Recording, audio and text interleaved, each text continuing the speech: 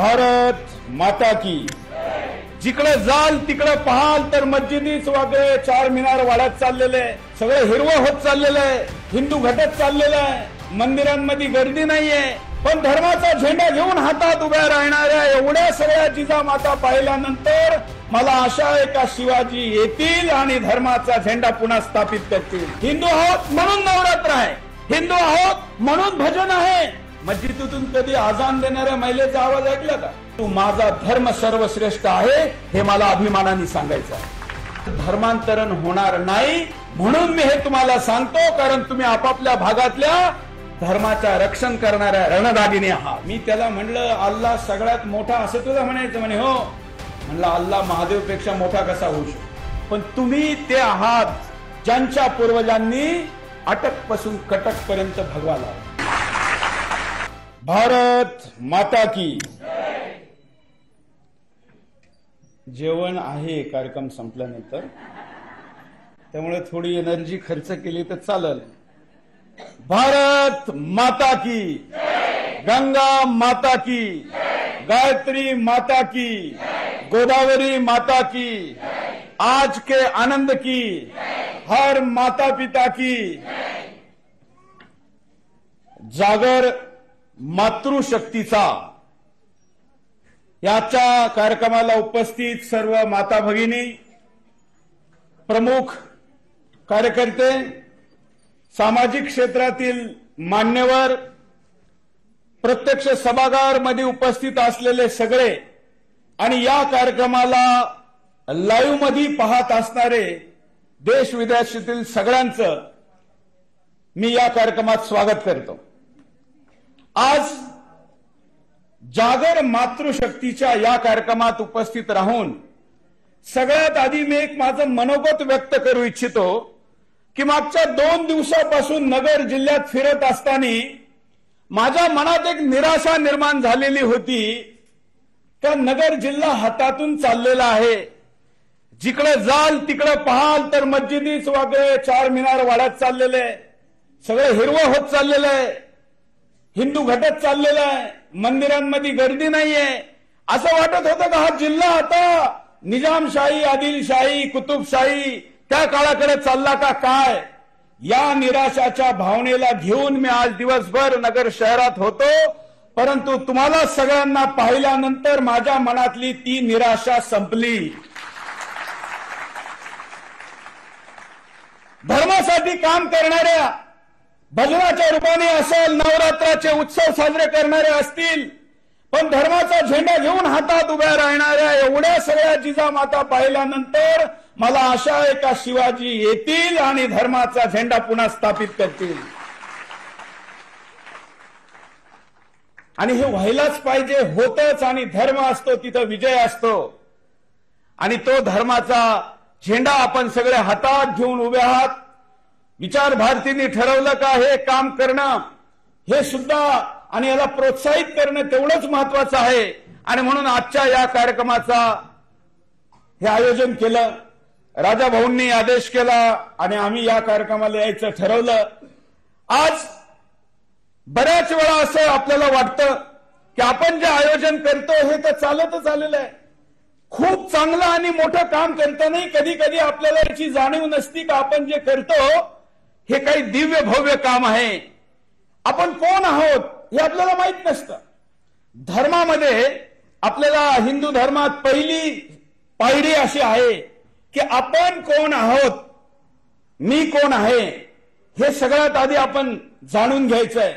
आणि मी कोण आहे हे समजल्यानंतर मी का आलो, का आली हे समजून घ्यायचंय। आणि म्हणून का आलो याचे जे कारण आहे त्याच्यामध्ये काही कर्तव्य दिलेले आहे, ते कर्तव्य पार पाडायचे, आणि म्हणून मी आलेले आहे किंवा आलेली आहे असं आपल्याकडे म्हणलं जातं। हे सगळं करण्याचं भान, जाणीव ही फक्त त्यांनाच असती जी धार्मिक क्षेत्राशी जोडलेले असतात, ते आपण आहात। म्हणून आपल्याला याची जाणीव आहे याचा मला पूर्ण विश्वास आहे। ज्यांच्या घरात अध्यात्म नाही, ज्यांचा नवरात्राशी काही संबंध नाही, ज्यांचा फक्त पेज 3 पारख्या चालतात, ज्यांच्या घरात देवालय नाही, जो परिवार कुठल्या साधू संतांशी जोडलेला नाही, घरात आरती होत नाही, पसायदान होत नाही, कुठला मंत्रोच्चार होत नाही, अशा लोकांना ते कोण आहे हे माहित नाही, ते कशासाठी आले हे माहित असायचं कारण नाही, त्यांनी काय करायचं आहे याची धारणा ही पश्चिम कडून आलेल्या विचारांनी स्थापित केलेली आहे आणि ती आहे जीवनात आल्यानंतर एक आनंदाचा उपभोग घ्यायचा. तो आनंद कुठला? तर बारमध्ये जायचं, पार्ट्या करायच्या, मोठमोठ्या पार्ट्यांचे फिल्ममध्ये, OTT मध्ये आपण पाहत असाल, सगळे सोशल मीडियातही असे कार्यक्रम येतात. त्यांच्या जीवनाचा आनंद व जीवनात का आहे आणि आपण का करायचं याची व्याख्या वेगळी आहे.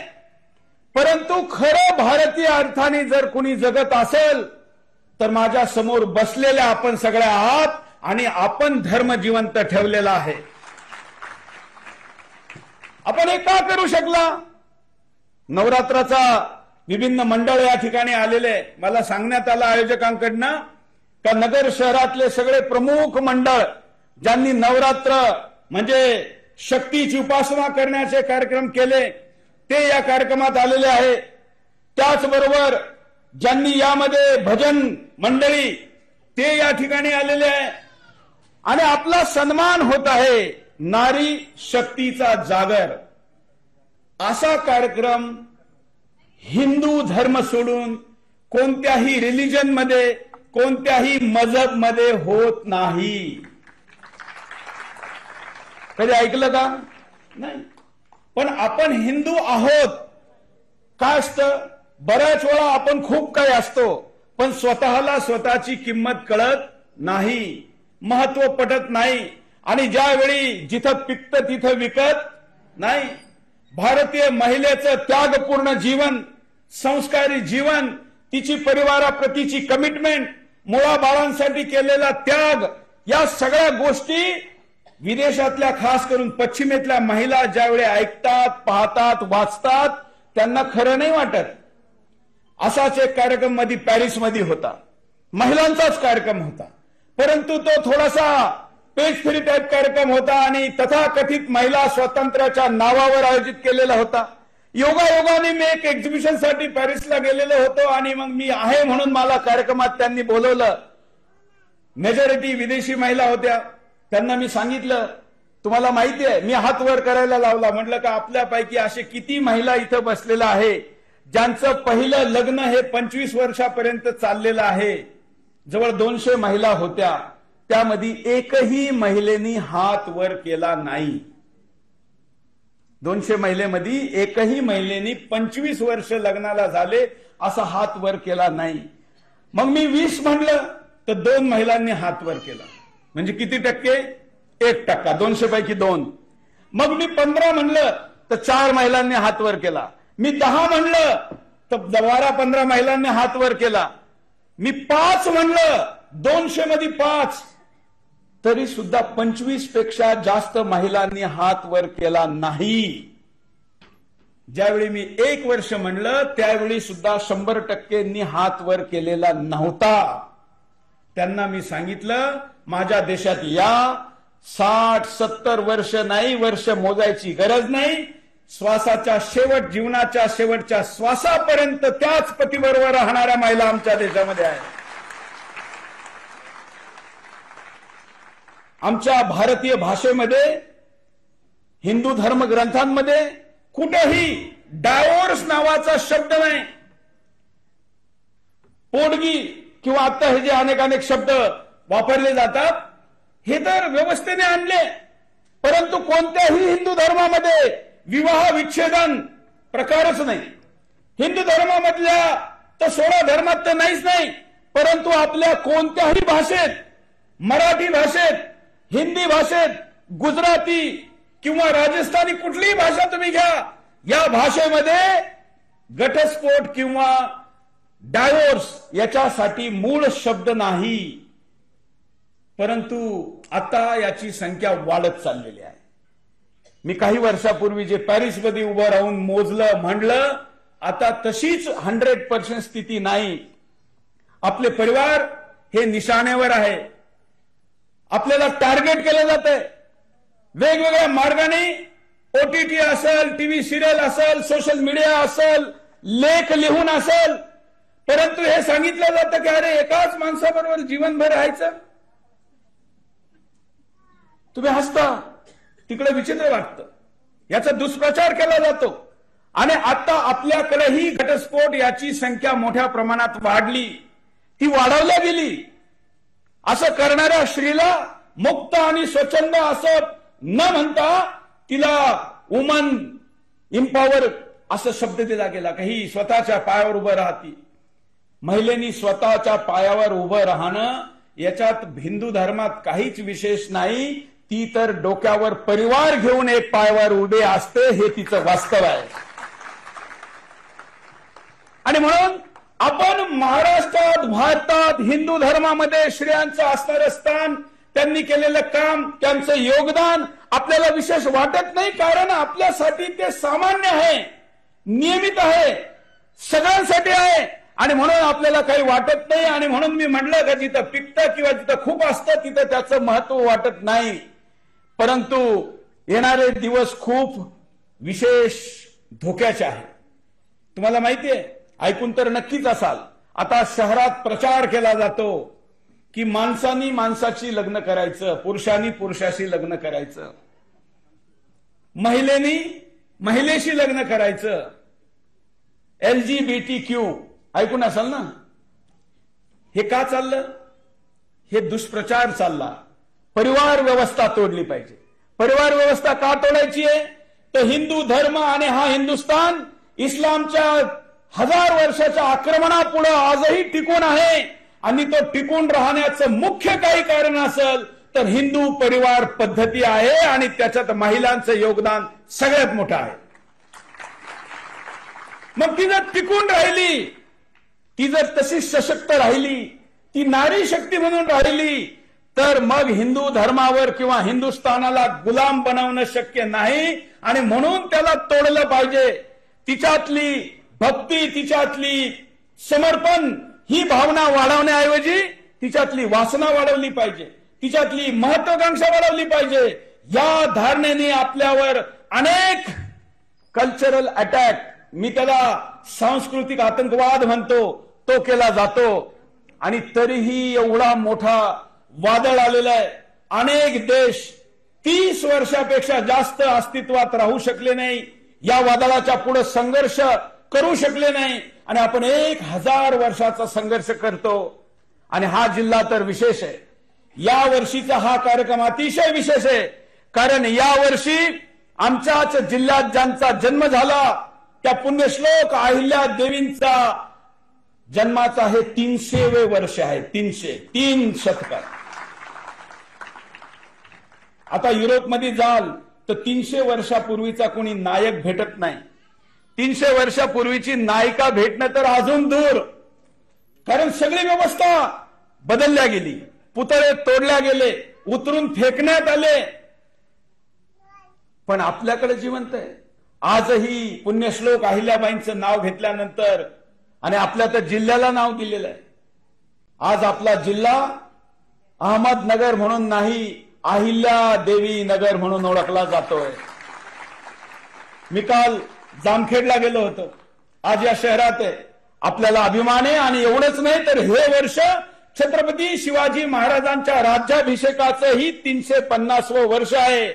आणि शिवाजी महाराज म्हणजे सगळ्यात पहिला मान जर कोणाचा असेल, अधिकार कोणाचा असेल, यश कोणाचा असेल, विजय कोणाचा असेल तर जिजा मातेचा आहे.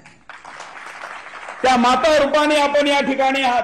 शिवाजी महाराजांनी स्थापित केलेलं हिंदवी स्वराज्य याचा संकल्प याच भूमीत झालेला आहे. शिवाजी महाराजांचे परमपूजनीय पिताश्री शहाजी महाराज याच सुभेला सांभाळीत होते. याच ठिकाणी त्यांनी निर्णय केला का असंच जर ह्या इस्लामी आक्रांतांच्या पुढे सरदार म्हणून किंवा वेगवेगळे पद घेऊन जर आपण राहिलो तर आपण टिकू शकत नाही. आपण आजही इस्लामी सत्तेचा खरा भार हिंदूंच्या खांद्यांवर आहे.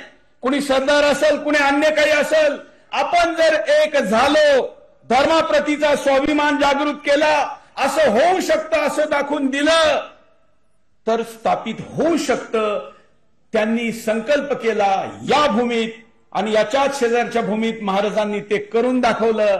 आणि म्हणून करण्याला तर महत्व आहे, परंतु ज्या भूमीत संकल्प झाला त्यालाही तेवढंच महत्व आहे, कारण त्या संकल्पाचा जन्मही याच नगरच्या भूमीत झाला होता. आणि शौर्य पराक्रमाची भूमी आहे. मी मागच्या 20-21 वर्षापासून दिल्लीत राहतो. औरंगजेब किती क्रूर होता आपल्याला तेवढं माहित नाहीये, कारण त्याची क्रूरता महाराष्ट्रात त्या मानाने दिसली नाही. इथल्या कुठल्याही साधू संताला तशा अर्थाने तो तितकं प्रताडित करू शकला नाही जेवढं त्यांनी दिल्ली, पंजाब आणि उत्तर भारतातल्या लोकांना केलं.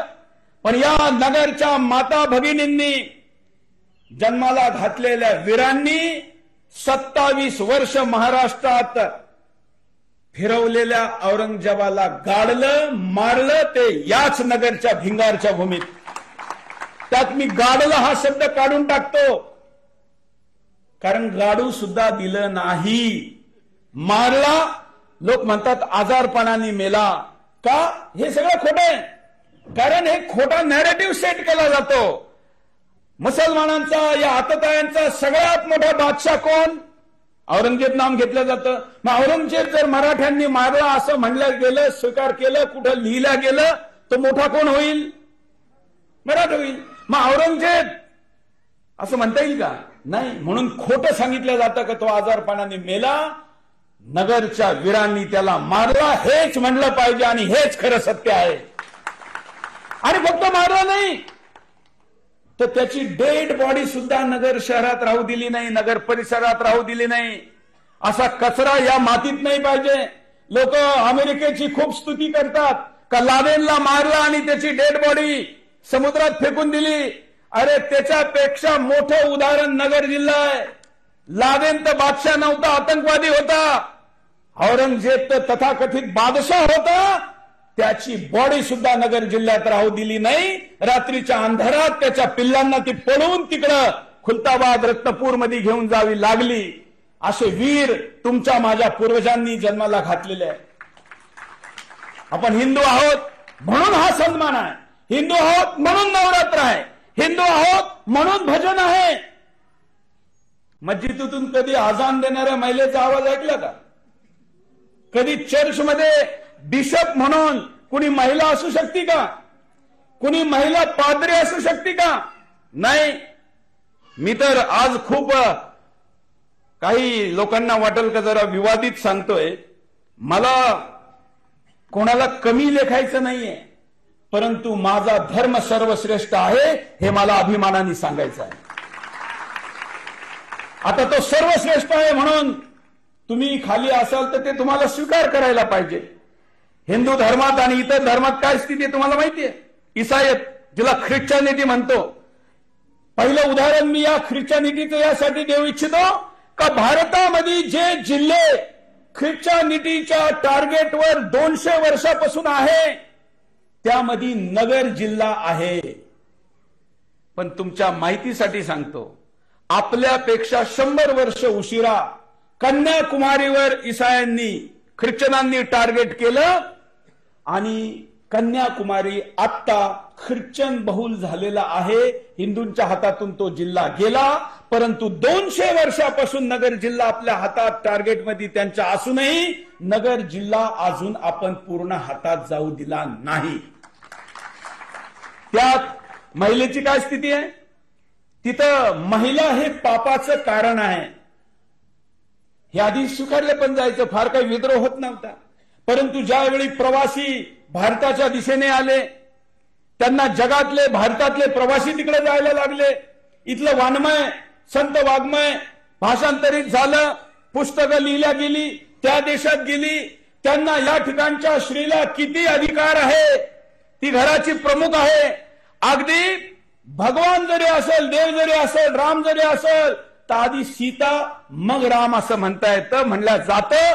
असं ज्यावेळी युरोपच्या महिलांना माहीत झालं त्यावेळी पहिला तो भारतीय वाङ्मयाला वाचून, पाहून आणि समजून झाला. म्हणून आपल्याला माहित पाहिजे. माझा आवाज तर तसा येत असेल ना? मागच्या जन्मामध्ये असाच गडावर कुठेतरी उभा राहून भाषण देत होतो, खालपर्यंत ऐकायला जात होतो. तर श्री काय आहे? पापाचं कारण आहे. आपल्याकडे अशी कुठली कन्सेप्ट नाही. तिथं पापाचं कारण म्हणलं जातं म्हणून विद्रोह झाला. एवढंच नाही, जर पाद्री बनू शकत नाही, बिशप बनू शकत नाही, इस्लाम मध्ये ख्रिश्चनिटीमध्ये धर्माच्या संबंधित काही अधिकार घेण्याचे, निर्णय घेण्याची एक समिती असती, तिच्यात महिला असू शकत नाही. आजचा पहा ना, सगळा कार्यक्रम महिलांनी केलेला आहे. नवरात्र तर महिलांचेच असतात. आपले जास्तीत जास्त उत्सव महिलांचेच आहे. सगळं शक्ती केंद्र ज्याला आपण म्हणतो, शक्तीपीठ म्हणतो, महिलांचेच आहे. कुठं पुरुषपीठ म्हणलंय का? नाही. असं ज्या धर्मात आहे त्याची तुलना झाली पाहिजे. जर ती झाली, चर्चा झाली, माहीत झालं, ऐकलं, सांगितलं, परत परत सांगितलं, तर धर्मांतरण होणार नाही. म्हणून मी हे तुम्हाला सांगतो, कारण तुम्ही आपापल्या भागातल्या धर्माच्या रक्षण करणाऱ्या रणदागिनी आहात. तुम्ही फक्त नवरात्र आयोजित केले असं फक्त नाहीये, इतकं सोपं नाहीये. आजही कोणी नवरात्र साजरं करीत असेल आणि ते इतक्या चांगल्या पद्धतीने साजरं करीत असेल, एक संस्थेला वाटतं की त्यांचा सन्मान केला पाहिजे, त्यासाठी दिल्लीहून कोणाला तरी बोलवलं पाहिजे, त्याचा अर्थ काहीतरी विशेष आहे. म्हणून माहित पाहिजे का तिकडे काय बायबलमध्ये सांगितलेलं आहे. ज्यावेळी शिक्षा दिली जाते पुरुषाला आणि कोणाला एखाद्या अपराधासाठी, तुम्ही तर सिग्नल तोडला, तर पुरुष असू महिला असू, सजा बरोबर आहे ना? बायबलच्या अनुसार जर एखादी धार्मिक शिक्षा कोणाला द्यायची असेल तर पुरुषाला आणि महिलेला वेगवेगळी दिली जाते, महिलेला जास्त दिली जाते. समानता नावाची गोष्ट नाही. स्वातंत्र्यानंतर सुद्धा आम्हाला पहिल्याच दिवशी महिलेला आणि पुरुषांना दोघांनाही मतदान करण्याचा अधिकार मिळाला. आमच्याकडे आतापर्यंत अनेक मुख्यमंत्री व देशाची प्रधानमंत्री सुद्धा महिला होऊन गेली. अमेरिका तथाकथित मॉडर्नायझेशनचं नाव, अजून कुणी तिथं महिला राष्ट्रपती झालेली नाही, आजही झालेली नाही. एकही ईसाई देशात तर झालेलीच नाही, पण आमच्याकडे झाली. मी त्याच्या खालचं सरपंच, महापौर वगैरे वगैरे तर म्हणतच नाही, तिथं हे सुद्धा नाही. आणि कदाचित अमेरिकेची पहिली जर आता झाली तरी ती सुद्धा भारतीय राहील, कमला जर झाली तर.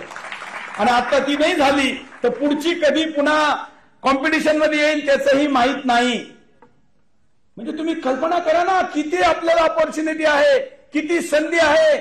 आपल्याला त्याचं काही महत्व वाटत नाही. आणि नुसतं मतदानच नाही, निवडून येण्याची सुद्धा. म्हणजे आमच्या धर्माने आमच्या डेमोक्रेसीमध्ये जे बीज रोवलेलं आहे त्याचं हे प्रतीक आहे, त्याचं फळ आहे. आणि त्यामुळे आपण हे करू शकतो. इस्लाममध्ये तर अजून खतरनाक स्थिती आहे. इस्लाममध्ये संपत्तीमध्ये महिलेला अधिकार नाही. आज या ठिकाणी कुठल्याही पुरुषाने किती पुण्य केलं तर त्याचा अर्धा, संपत्ती तर लांबचा विषय, काही पुण्य केलं तर अर्धा पुण्याचा वाटा कोणाचा आहे? महिलेचा आहे. माझी पत्नी बऱ्याच वेळा विनोदाने म्हणते का मला काय यात्रेला कायम तुमच्या बरोबर यायची गरज नाही, तुम्ही जिथं कुठे जाल ऑटोमॅटिक माझ्या खात्यात जमा होणार आहे. चित्रगुप्ताकडे ऑटोमॅटिक व्यवस्था आहे. अशी कोणाकडेच नाही. आणि पुण्य पाप हे काय असतं हे तेही मानतात, पण वाटा देत नाही. तेवढंच नाही, इस्लाम मध्ये महिलेला जन्नत नाही, म्हणजे स्वर्ग नाही. एवढंच नाही, पुढे जाऊ, जर कोणाला आपल्याकडे जामीन समजतं ना, जामीन जर द्यायचा असेल आणि जामीन देण्यासाठी जर पुरुष असेल तर एक पुरुष, आणि जर महिला असेल आणि एक जामीन पाहिजे असेल तर 2 महिला द्यावे लागतात. म्हणजे एक पुरुष बरोबर किती महिला? 2 महिला. आहे का बरोबरी? नाही. आरडी आहे. याच्याही पलीकडे जाऊन सांगतो, कुराण मध्ये अध्याय 4 आयात 34 अधिकृतपणे म्हणलेलं आहे का बायकोला सुधारण्यासाठी नवरा बायकोला मारू शकतो, आणि फक्त हाताने नाही तर दंडा घेऊन सुद्धा. आपल्याकडे जर असा नवरा कसं काही करीत असल तर धर्माच्या दृष्टीने तो पाप करतो. त्यांनी केलेलं काशीचं पुण्य सुद्धा पत्नीवर हात उचलल्याने वाहून जातं असं म्हणतात. तुलना करा, किती आपल्या मुली ज्या लव जिहाद मध्ये जात असतील, ज्या फक्त काय होतं मुसलमान बनल्याने, काय होतं मुसलमानाबरोबर लग्न केल्याने असा विचार करीत असतील, त्यांना हे माहित पाहिजे का तिकडे गेल्यानंतर तुझी काय अवस्था होणार आहे. आणि याही पलीकडे जाऊन या संपूर्ण ब्रह्मांडामध्ये फक्त हिंदू धर्म हाच एक हिंदू धर्म असा आहे ज्याच्यामध्ये पुनर्जन्म आहे. या जन्मामध्ये खूप काम करावं लागलं. अचानक ज्या पतीबरोबर लग्न केलं तो अपायित झाला, काही ना काही ऍक्सिडेंट झाला, घरात पडू नये, घरातली मोठी बहीण आहे म्हणून लहान भावांचं वगैरे वगैरे त्यांचं शिक्षण करण्यासाठी आयुष्य त्यात घातलं, काही करता नाही आलं. शेकडो प्रसंगाचे आणि घटनेचं वर्णन करता येईल का अनेक महिलांना त्यांचे स्वप्न पूर्ण करता येत नाही. तर मोठ्या सहजतेने आपण काय म्हणतो, या जन्मात राहून गेलं म्हणजे पुन्हा कधी मोका येईल, पुढच्या जन्मात येईल. म्हणजे जर काही राहिलं असेल आणि या आजच्या काळातल्या सगळे स्वप्न पूर्ण होण्याचं तर काळच नाहीये, कारण आपल्याकडनं सगळी व्यवस्था सामाजिक बदलून गेलेली आहे. त्यामुळे जे काही राहत असेल ते पुन्हा जर पूर्ण करायचं असेल तर इस्लाम मध्ये गेलेल्या महिलेला पुन्हा येण्याची संधी आहे का? बोलायचं आहे का? कोणी ईसाई म्हणजे ख्रिश्चन झालेली असेल तर त्या महिलेला पुन्हा पुनर्जन्माची संधी आहे का? नाही. आणि म्हणून जर काही चूक झाली असेल तर दुरुस्त करण्याची, आणि जर काही अधुरं राहिलं असेल तर पूर्ण करण्याची, अशी सगळी व्यवस्था आमच्या धर्मात आहे.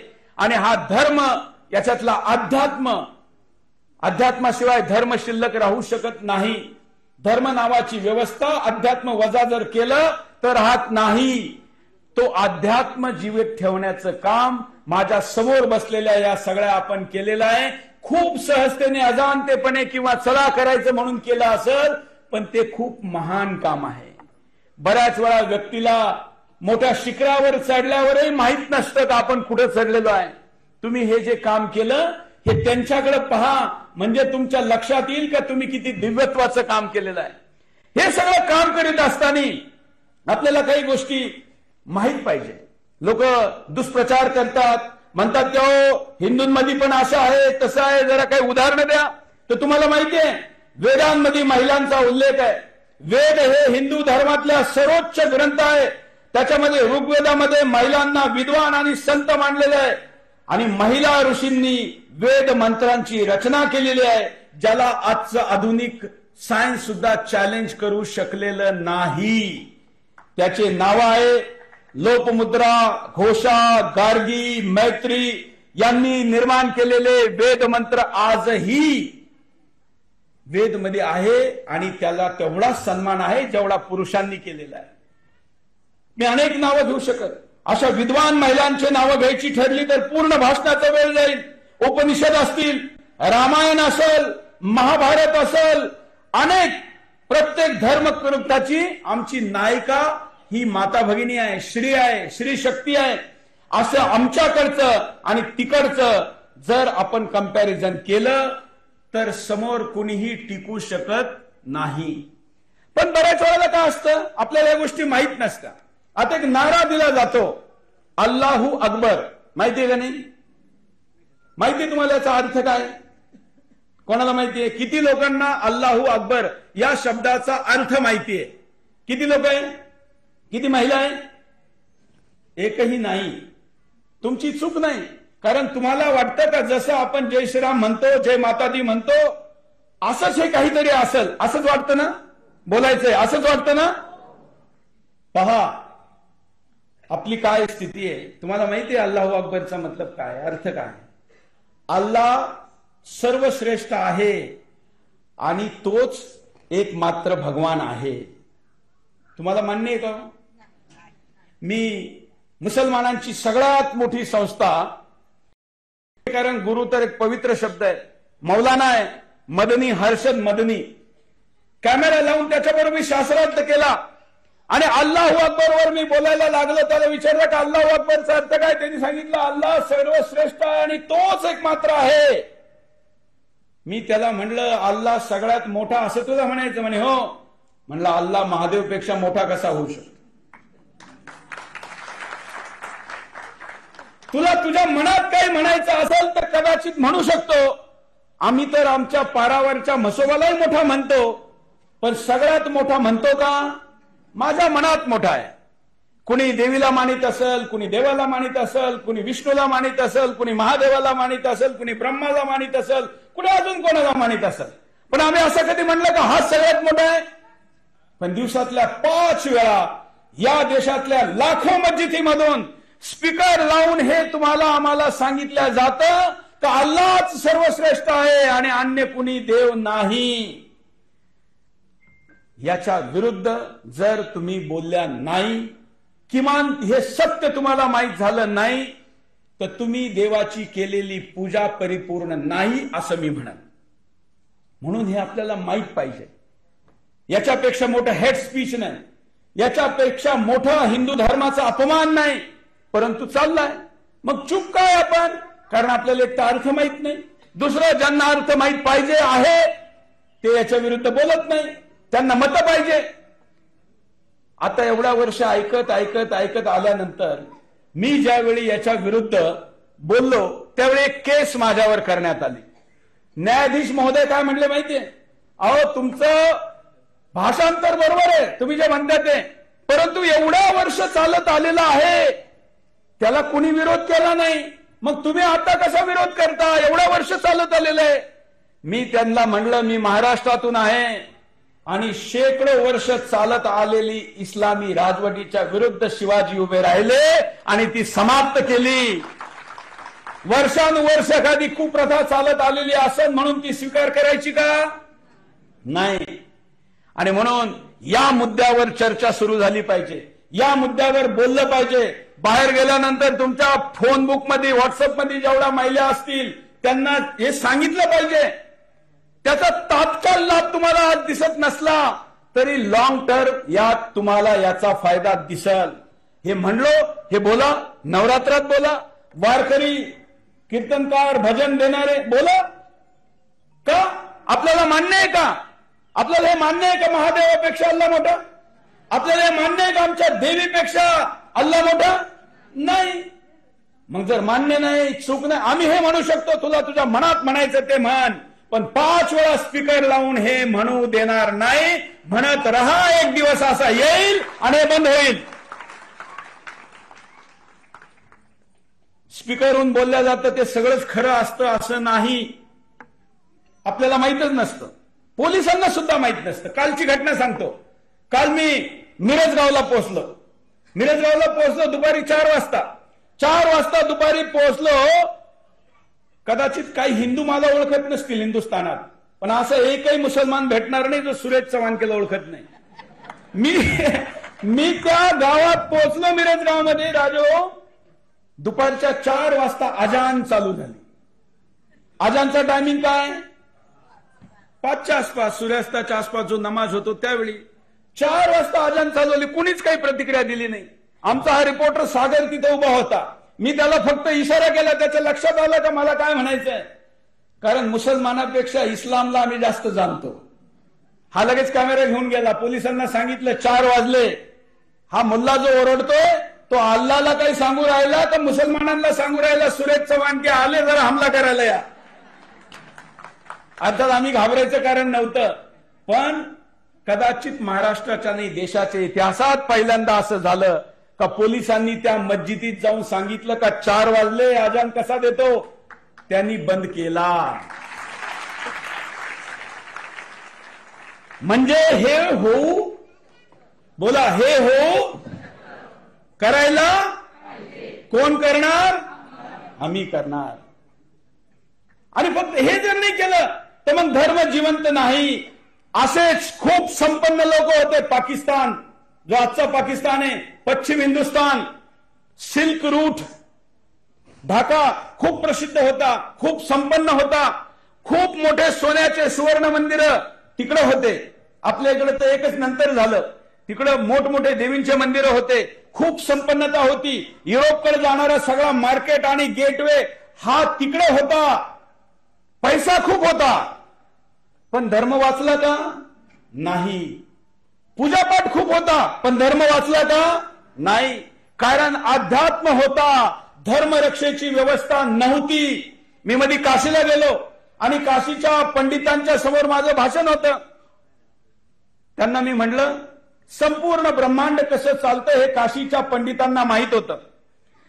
पूर्ण या सूर्यमालेमध्ये ब्रह्मांडामध्ये कोणता ग्रह कुठं फिरला, कधी कुठं गेला, तर त्याचा परिणाम कुठल्या मनुष्यावर कसा होतो हे त्यांना माहित होतं. मनुष्य मात्रावर कसं होतं माहित होतं. हजारो वर्षाचं भविष्य ते सांगू शकत होते, इतके विद्वान होते. परंतु त्यांना एक गोष्टीचं फक्त ज्ञान नव्हतं.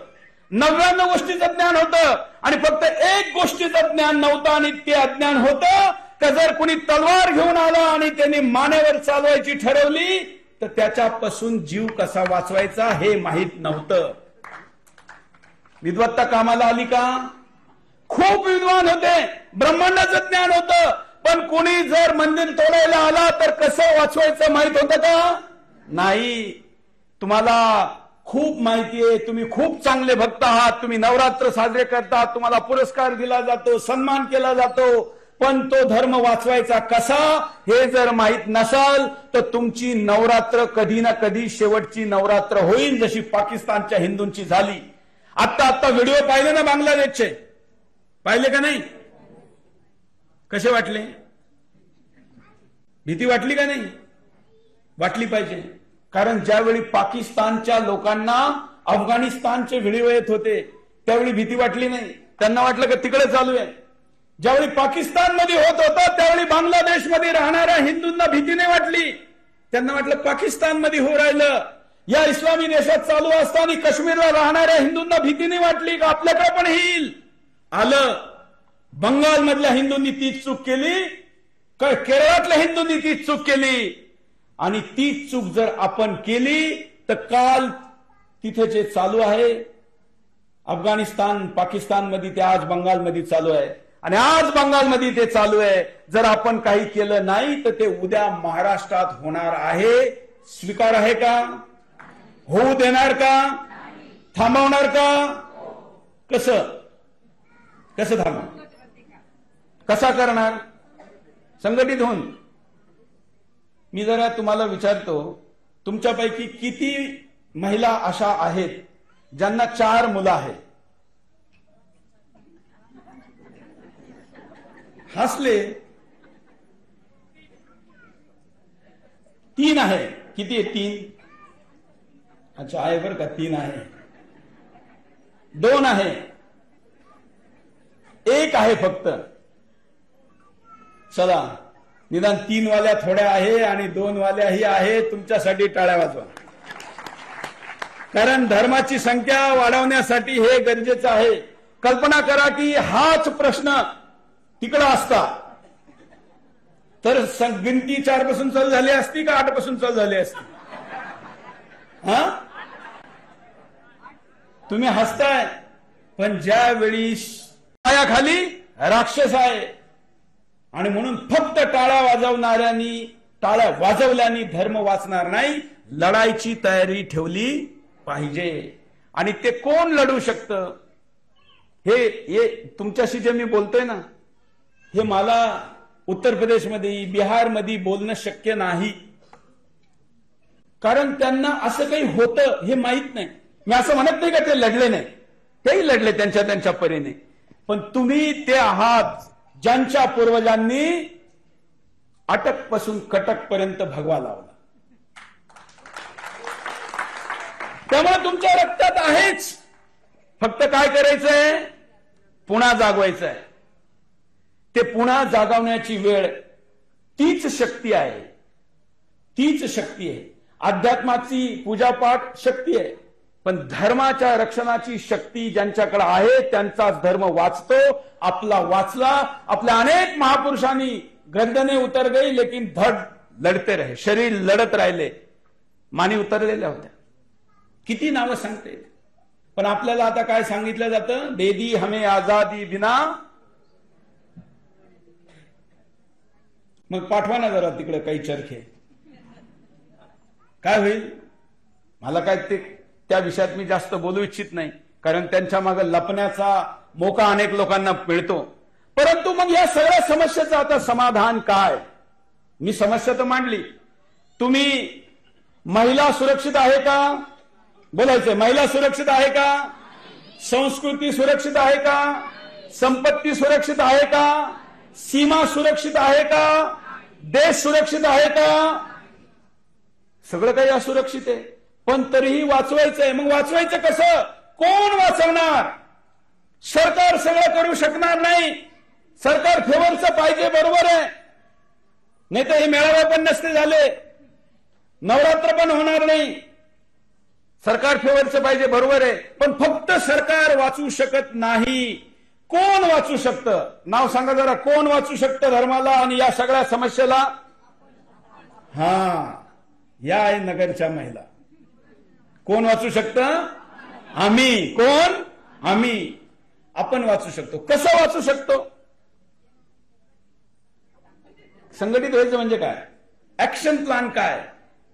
अक्षर ज्ञान पाहिजे म्हणजे शाळेत जायचं, अबकड एबीसीडी शिकायचं, बरोबर? याला शाळेत अक्षर ज्ञान म्हणतात. धर्म वाचवायचा म्हणजे काय? कसा वाचणार? प्रक्रिया काय? प्रोसिजर काय? तर प्रोसिजर ही आहे का सगळ्या घरातल्या माणसांनी रोज कमीत कमी एकदा टीव्ही बंद करून, मोबाईल बंद करून धर्मावर चर्चा करायची. मी टीव्हीचा मालक आहे आणि तरी सुद्धा काय सांगू राहिलो? टीव्ही बंद करा. कारण मला टीव्ही चालवण्यापेक्षा, टीव्ही चॅनल चालू राहण्यापेक्षा माझा धर्म वाचला पाहिजे याचं जास्त महत्व आहे. मोबाईल सुद्धा बंद ठेवा. आम्ही आमच्या घरी प्रतिदिन रात्री 9 वाजता प्राईम टाइम आहे, ऍडव्हर्टाईजचा रेट सगळ्यात जास्त असतो, तरी सुद्धा आम्ही स्वतः टीव्ही बंद ठेवतो, मोबाईल बंद ठेवतो. घरातले सगळे, अगदी छोट्या मुली सुद्धा पुस्तकं वाचतो. 40 मिनिटं, त्याच्यावर 20 मिनिटं अन्य मुद्द्यावर चर्चा करतो. आठवड्यात एकदा वाचलेल्या पुस्तकावर बोलतो. राजकारणावर बोलत नाही. अगदी तुम्ही कोणत्याही पार्टीचे असाल तरी राजकारणावर नाही. घरात बसल्यानंतर धर्म, संस्कृती, चॅलेंजेस, काय काय खतरा आहे येत्या दिवसामध्ये मला सांगा. असं ज्या घरात होत असेल, ज्या घरामध्ये सत्संग होत असेल, ज्या घरात देवारा असेल, ज्या घरात घंटी वाजत असेल, ज्या घरात आरती होत असेल, ज्या घरातला परिवार सगळं काही सोडून 1 तास एक दुसऱ्यांबरोबर बोलत असेल, त्या घरातली मुलगी लव्ह जिहादमध्ये जाऊ शकते का? जाऊ शकत. आणि म्हणून लव्ह जिहादच्या समस्याचं समाधान कुठं आहे? घरात आहे, संस्कारामध्ये आहे. अशा घरातली मुलगी, माणूस कितीही अडचणीत आला तर धर्मांतरित होऊ शकतो का? नाही. कुठे समाधान आहे? घरामध्ये. असा माणूस देशाची गद्दारी करेल का? समाधान कुठे आहे? घरात.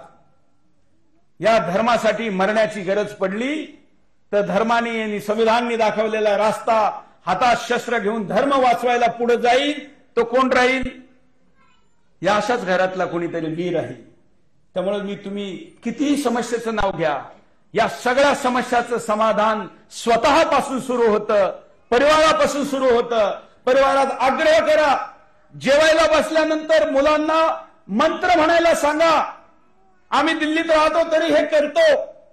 सुरुवातीला मुलांना वाटेल का यांनी काय होतं, काय फरक पडतो, मंत्र म्हणलं काय, नाही म्हणलं काय, तरी खाणारच आहे.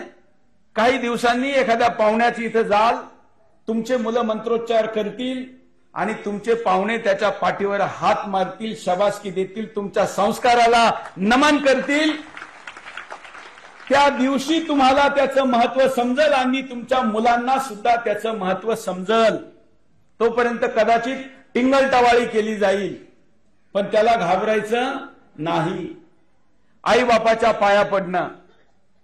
किती घरामध्ये तुमचे मुलं तुमच्या पाया पडतात? चांगली संख्या आहे. पण ज्यांच्या घरात पडत नाही त्यांनी ते काय दडपशाही करून नाही पाडायला लावायचं. तुम्ही धमकावले तर आमचे भाऊ पण पडतील, तो भाग वेगळा. पण धमकावून नाही, कशाने करायचं आहे? संस्काराने, प्रेमाने सांगायचं आहे. तुम्ही पैसे देता ना, ज्यावेळी तो कमवत नाही तोपर्यंत पैसे देता. जसं पैसे दिले जाताना पूर्वी कसे द्यायचे? नोटीनी द्यायचे, फिजिकल. त्याला सांगायचं पूर्वी नोट कसे द्यायचे, पैसे ठोकळा, नंतर नोट. आता कसे देतात? डिजिटल. दिसतं का डोळ्यांनी? म्हणजे डोळ्यांनी दिसतं तेच मिळतं असं काय आहे का? डोळ्यांनी दिसत नाही तरी मिळतं, हे डिजिटलनी दाखवून दिलं ना. मग आशीर्वाद सुद्धा डोळ्यांनी दिसत नसला तरी तो मिळतो हे त्याला सांगायचं. आणि डिजिटल तरी बॅटरी डाऊन असल्यानंतर बंद होईल, इंटरनेट बंद झालं तरी बंद होईल. देवाचं इंटरनेट कधीही बंद होत नाही.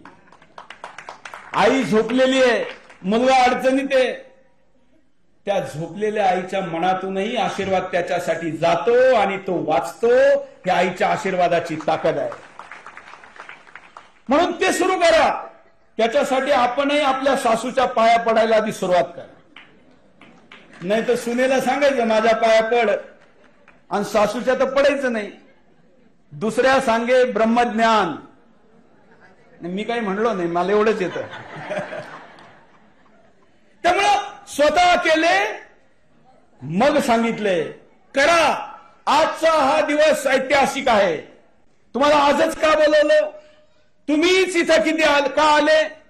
मला तर माहित झालं का नगरमध्ये काहीतरी मोठे मोठे काय म्हणतात त्याला, गिफ्ट देण्याचाही कार्यक्रम होता महिलांसाठी. तो टाळून सुद्धा ज्या इथं आल्या, शुद्ध बीजापोटी फळे रसाळ गोमटी, ते तुमच्या आईबापांचं फळ आहे, ते तुम्ही आहात. आणि म्हणून ते सगळं लालच सोडून तुम्ही इथं आलेला आहे. इथं भाषणाशिवाय काही मिळणार नाही. जेवण मिळालं तरी एक भाजी डाळ पोळी एवढंच मिळणार आहे. तरीही तुम्ही आलात. हे तुम्ही नाही आला, तुम्हाला इथं पाठवल्या गेलेलं आहे. आणि कुणी पाठवलं? कुणी पाठवलं? हा. त्यामुळे आजच्या या कार्यक्रमाचा संकल्प आहे का, समस्या माहिती आहे, खूप समस्या आहे. मी समस्या सांगत बसलो असतो तर अजून वेळ गेला असता. पण समस्या सगळ्यांना माहिती आहे, पण समस्याचं समाधान उत्तर कोणाला माहीत नाही. आज त्या उत्तराचा एक हिस्सा आपण या ठिकाणी शिकलो. तो हा की स्वतःपासून सुरुवात करील, स्वतःच्या परिवारापासून सुरुवात करील, आणि स्वतःच्या परिवारापासून सुरुवात करून दुसऱ्याला सांगल, त्यातून पुढच्याला सांगल. याचे फोटो शेअर करा. वाढदिवस घरात साजरे करा, वाढदिवस मंदिरात साजरे करा. केक कापू नका. जेवढा वर्ष असेल तेवढे दिवे लावा. आमच्या घरात आजही माझा वाढदिवस काही महिन्यापूर्वी साजरा झाला. 51 वर्ष सुरू झालं, 51 दिव्याने ओळलं. कितीही मोठा केक, किती मजली असता तरी 21 दिव्याची बराबरी करू शकतो का? डोळ्यांनी पाहायला पण नाही करू शकत, त्यातल्या तेजालाही करू शकत नाही, आणि त्याच्याकडे पाहिल्यानंतर मिळणाऱ्या समाधानालाही करू शकत नाही. ही मुलांना सवय लावा. काही दिवस जातील, त्याच्यानंतर हे आवडल. आणि आता युग जग बदलत चाललेलं आहे. असं करणाऱ्यांना समाजामध्ये प्रतिष्ठा आहे. पूर्वी टिळा लावणारा, कुर्ता पायजामा घालणारा, असं काही करणारा, नऊवारी नेसणाऱ्या, टीका कानामध्ये आणि नाकामध्ये नथनी घालणाऱ्यांना काय म्हणायचे? अरे हे तर गावाकडचे. पण आता विदेशातून येणाऱ्या मॉडेल सुद्धा भारतात कॅटवॉक करताना नऊवारी साडी घालून चालतात. त्यांना माहिती आहे. मी दिल्लीत राहतो, तुम्हाला माहित नाही महाराष्ट्राच्या महिलांबद्दल उत्तर भारतामध्ये किती आदर आहे. कारण मराठे ज्यावेळी लढायला जायचे त्यावेळी घर सांभाळणं असेल किंवा बरोबर जाणं असेल, फक्त एवढंच काम नाही केलं. आपल्या नवऱ्याबरोबर नऊवारी साडी घालून घोड्यावर बसून टाप मारून तलवारीने शत्रूचं गर्दन कापण्याचं काम सुद्धा मराठी महिलेने केलेलं आहे. हे त्यांच्यासाठी खूप अप्रूप आहे. कारण त्या ठिकाणी ही व्यवस्था काही काळात बंद झाली होती. मुघलांच्या काळात, त्याच्या आधी तिकडे पण होती, पण मधल्या काळात बंद झाली होती. आपल्याकडे आजही चालू आहे. निदान उत्सवाच्या निमित्ताने का असाना, घोडा नसेल बुलेट का असाना, बुलेट नसेल स्कूटी का असाना, आपल्यातलं ते रक्त जागं होतं आणि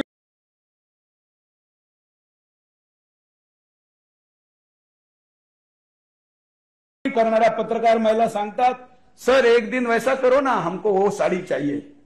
आणि सुदर्शन मध्ये वर्षात कमीत कमी एकदा आम्ही सगळ्या महिलांना नऊवारी साडी नेसवतो, नातनी घालतो. त्यांनाही वाटतं का कधीतरी मराठा होतो, कधीतरी महाराष्ट्रात होतो.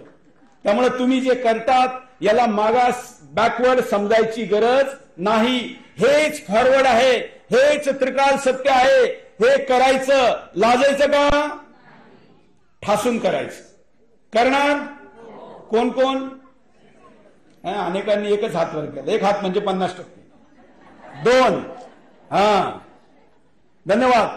आज जर आपण हे ठरवलं, घरी जाऊन केलं, फक्त भाषण ऐकल्याने काही होत नाही. तुम्ही डॉक्टरकडे गेले, खूप हुशार विद्वान डॉक्टर आहे, प्रिस्क्रिप्शन लिहून दिलं, मेडिकलमध्ये गेले, गोळ्या आणल्या, पण त्या घेतल्या नाही, फायदा होणार का? नाही. मी असं म्हणत नाही का मी फार मोठा डॉक्टर आहे, पण जो काही आहे, जे काही सांगितलं, या गोळ्या जर आपण घेतल्या तर मी वचन देतो तुमच्या घरातली मुलगी लव जिहादचा शिकार होणार नाही. तुमचा मुलगा कुठल्या मुलीची छेड काढणार नाही. तुम्हाला तुमच्या मुलीबद्दल, तुम्हाला तुमच्या मुलाबद्दल स्वाभिमान असेल का हे माझं लेकरू आहे, असं व्हावं. हे करण्यासाठी आपण संकल्प आज घ्यावा. अशा शुभेच्छा आपल्याला देतो आणि पुढच्या वेळी भेटू त्यावेळी मी सगळे चेहरे पाहून ठेवलेले आहे. सबका चेहरा ले लिया ना. आणि आजकाल चेहरा गुगलवर टाकलं का सगळे नाव बिव भेटतं, माहिती आहे ना. असेच ते जिहादी तुमचे सगळे नाव बिव काढतात. रिचार्जला गेले का नंबर काढून घेतात. आम्ही विचारणार आहे. मनोजजी मॅडमला तर मराठी बोलता येत नाही, पण हिंदी मराठी समजतं, कारण ते ग्वालेरहून आलेलं आहे. तुम्हाला माहितीये ग्वालेर मधल्या आजही 15 ते 20% लोकांना मराठी येतं. ग्वालेर सोडा, इस्रायल आहे ना, इस्रायल माहितीये ना, तो ठोकतो खूप. कोणाला? नाही, मला इकडून ऐकायचं. 25%, 15 ते 25% लोक इस्रायलमध्ये मराठी समजतात, 15% लोक मराठी बोलतात. का?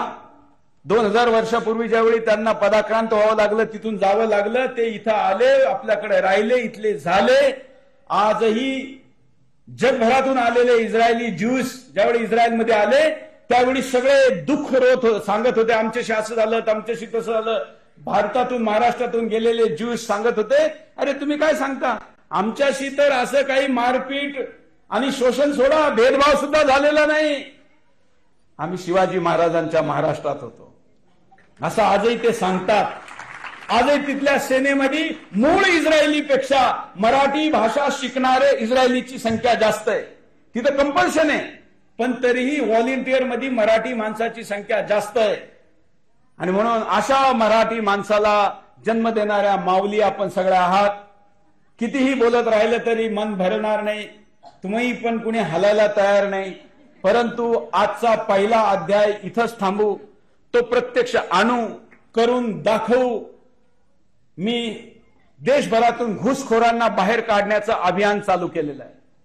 भारतात 10 कोटी घुसखोर आहे. किती? 10 कोटी. महाराष्ट्रात किती? 1 कोटी. मुंबईत 40 लाख. आपल्या जिल्ह्यात 1 लाख घुसखोर जे भारताचे नागरिक नाही, त्यांना बाहेर काढलं पाहिजे का नाही? मग त्यांना बाहेर काढण्यासाठी एक मिस कॉल तुम्हाला द्यायचा आहे.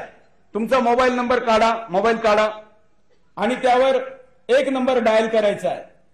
यातून देशभरातून 10 कोटी मिस कॉल एकत्र करून आम्ही पंतप्रधान नरेंद्र मोदी यांना म्हणणारे की या देशातल्या घुसखोरांना बाहेर काढा, एनआरसी आणा.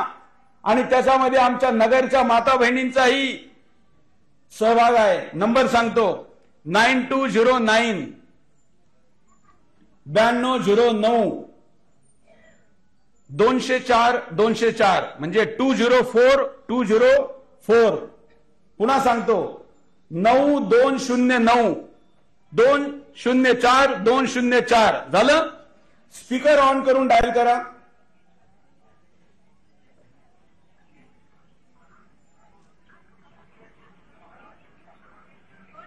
ठीक आहे, काही लोकांना एंगेज होत असेल तर थोड्या वेळाने करा.